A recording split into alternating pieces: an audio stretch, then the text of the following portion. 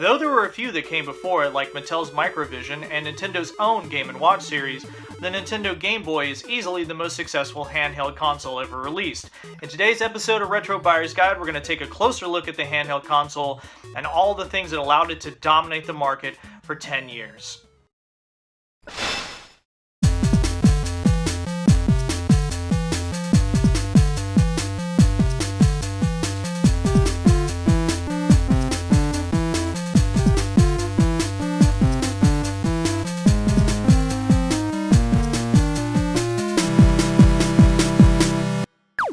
This is the Nintendo Game Boy, released in the US on July 31st, 1989. It's the first of many in the handheld Game Boy line, created by Gunpei Yokoi and Nintendo Research and Development 1, or R&D 1 for short. They were the same team who designed the Game & Watch series years earlier. Let's take a closer look here at the Game Boy. We have the familiar D-pad that we all love, and select and start buttons here on the bottom, along with a B and A button there. Pretty standard stuff, but you don't need too many buttons to control these games. They're pretty basic, and a lot of fun, I might add. This was my first handheld console, and it got a lot of use, let me tell you. On the front here, we have a reflective LCD display that sort of has this like green color to it. Tint, if you will, while it's not the best display in the world, it certainly does get the job done. Let's go ahead and flip it to the right here. We have a volume knob on your right hand side, along with an extension port to link two Game Boys together. And we'll go ahead and flip it over here on the back. On the back we have the battery panel, which you take off. You'll notice it is powered by 4 AA batteries on the go, and you actually get quite a lot of battery life out of those 4 batteries. It's pretty impressive. Let's see, on the top here we've got the cartridge slot, and like you just saw, games just plug into the top, and you push them down nice and snug, and that's all there is to it. We'll take a look at Balloon Kid here in a second. Flipping it over some more, you have a power port for an AC adapter if you want to play it at home, and a contrast knob so you can change the darkness of the screen so you can see it in different levels of lighting. And that's about it. Here on the bottom, you'll note there is a headphone port, and that is all there is to the Game Boy. Let's go ahead and power on some Balloon Kid here. We'll take a look at that game. This is the sequel to Balloon Fight. And real quick, I'm just going to adjust the contrast knob here so you can see what it does.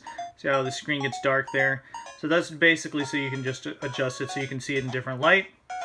Let's go ahead and play some Balloon Kid here. Now the system launched with Super Mario Land, which is a side-scrolling platform game that's based on the super popular Super Mario Brothers game for the NES.